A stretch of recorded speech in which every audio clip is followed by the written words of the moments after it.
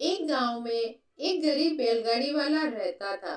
उसका नाम श्यामलाल था। श्यामलाल बहुत ईमानदार आदमी था। वह सामान को एक स्थान से दूसरे स्थान पर पहुंचाने का काम करता था।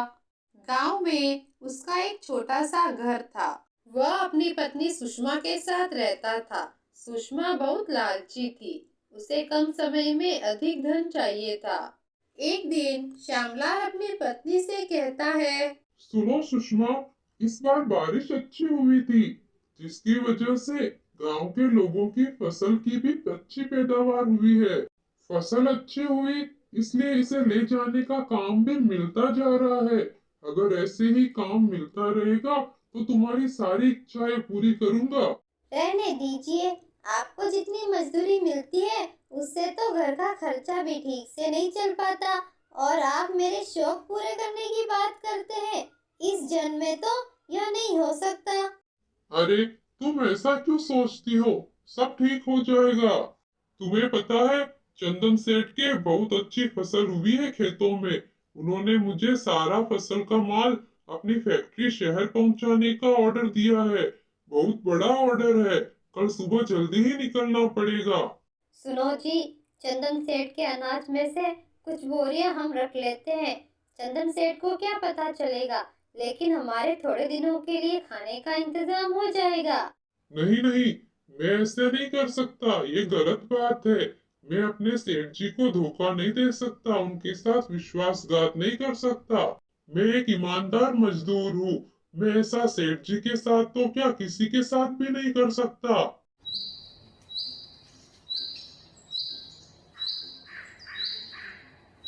अगली ही सुबह श्यामलाल सारा अनाज बैलगाड़ी में भरकर शहर जाने के लिए निकल जाता है।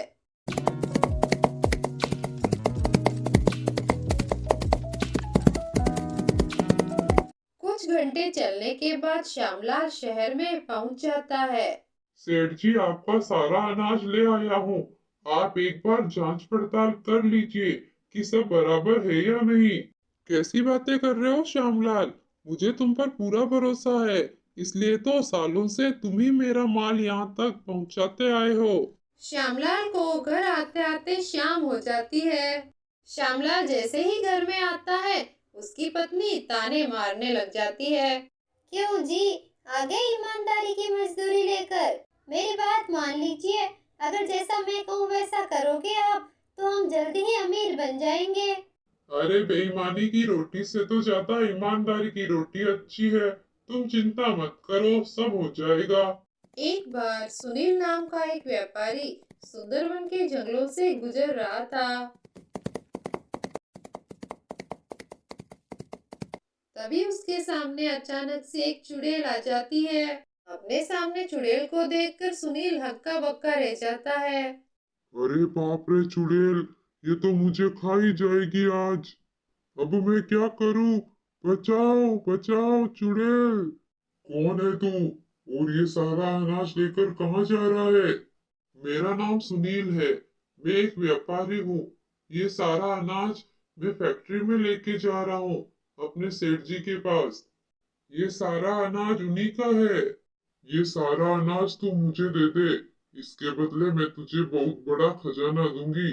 इतना सारा खजाना देखकर व्यापारी बहुत खुश हुआ और चुड़ैल से कहने लगा, ठीक है, तुम ये सारा अनाज रख लो और मुझे ये खजाना दे दो। व्यापारी की ये बात सुनकर चुड़ैल को बहुत गुस्सा आया और वह बोली, अरे मूर्ख, मैं तो तेरी परीक्षा ले रही थी। मैं तो ये देखना चाहती थी कि तू अपने काम के प्रति कितना ईमानदार है। लेकिन तू तो धोखेबाज निकला। अब तुझे खजाना नहीं, मौत मिलेगी। इतना कहकर चुड़ैल ने अपनी जादुई शक्तियों से उस व्यापारी को मार दिया। कुछ दिनों बाद श्यामलाल भी उसी जंगल से जा रहा था। तभी उसके सामने भी अचानक से वही चुड़ैल आकर खड़ी हो जाती है। कौन है तू? और ये सारा अनाज लेकर कहाँ जा रहा है? मैं एक मजदूर हूँ। मैं ये सारा अनाज शहर में अपने सेठ जी की फैक्ट्री में पहुंचाने जा रहा हूँ। उन्हीं के खेतों का अनाज है ये। ये सारा अनाज तू मुझे दे दे। इसके बदले मैं तुझे बहुत बड़ा खजाना दूंगी। देखिए चुड़ैल बहन, मैं एक ईमानदार मजदूर हूँ। मैं अपने सेठ जी को धोखा नहीं दे सकता। मेरे सेठ जी मुझ पर बहुत भरोसा करते हैं। मैं इतने से खजाने के लिए उनके साथ विश्वासघात नहीं करूंगा। मुझे ये खजाना नहीं चाहिए। मैं तो तुम्हारी परीक्षा ले रही थी, लेकिन तुम तो एक ईमानदार मजदूर निकले, अपने सेठ जी को धोखा न देने वाले।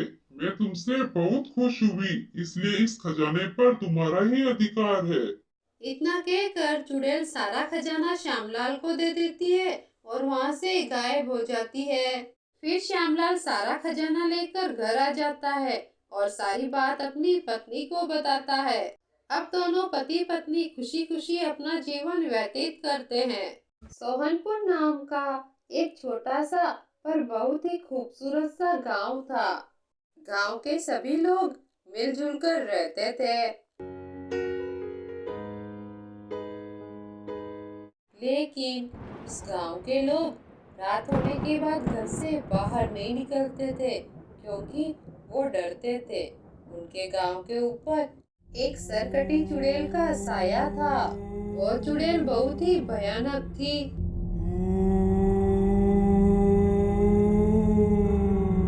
वह चुड़ैल अंधेरा होने के बाद रात भर गांव के बाहर फिरती रहती और जो भी उसे मिलता उसे मार देती थी। चुड़ैल के इसी दहशत के कारण अंधेरा होने के बाद कोई भी अपने घरों से बाहर नहीं निकलता था।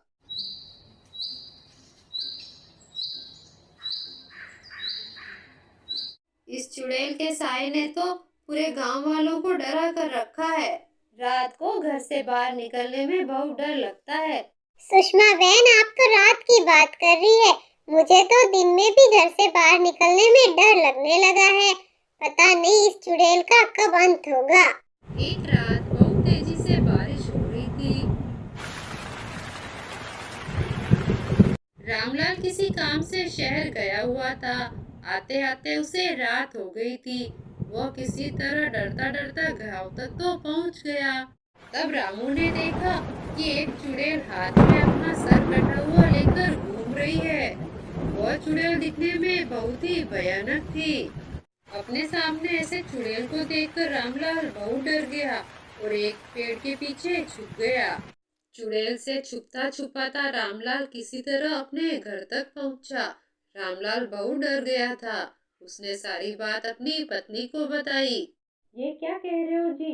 आपने चुड़ैल को देखा? इस चुड़ैल का दहशत तो गांव में बढ़ता ही जा रहा है। गांव के सारे लोग अब तो रात होने से भी डरने लगे हैं। सरपंच जी से बात करके इसका कोई ना कोई हल तो निकालना ही पड़ेगा। आखिर कब तक हम ऐसी दहशत में जिएंगे? अगले ही दिन गांव के लोग सरपंच के पास जाते हैं चुड़ैल की समस्या लेकर। सरपंच जी, कल रात को रामलाल ने एक चुड़ैल देखी। वो उस सदमे से अभी तक बाहर नहीं आया है। अपने घर में छुपकर बैठा हुआ है, बहुत डरा हुआ है। चुड़ैल से तो सारे गांव वाले ही डरते हैं। इस समस्या का कुछ तो कीजिए।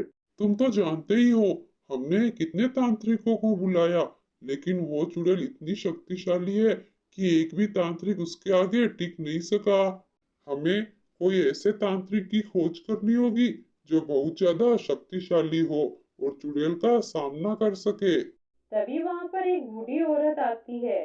वो सरपंच जी से कहती है, मैंने एक ऐसे तांत्रिक का पता लगाया है जो बहुत ज्यादा शक्तिशाली है और चुड़ैल पर भी काबू पा सकता है।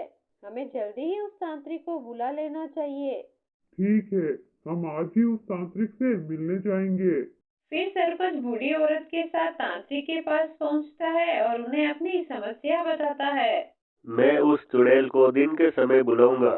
जैसे ही वो आएगी उसे भस्म कर दूंगा। अगले ही दिन तांत्रिक गांव में यज्ञ करना शुरू कर देता है। वो अपनी तांत्रिक विद्याओं से चुड़ैल को बुलाने की कोशिश करता है। कुछ समय तक यज्ञ करने के बाद वो चुड़ैल प्रकट होती है। जैसे ही चुड़ैल प्रकट होती है, तांत्रिक अपनी शक्तियों से उसे भस्म कर देता है। अब गांव के सभी लोग चुड़ैल की दहशत से आजाद हो जाते हैं और खुशी खुशी अपना जीवन व्यतीत करते हैं। कहानी को लाइक, शेयर और सब्सक्राइब जरूर करें।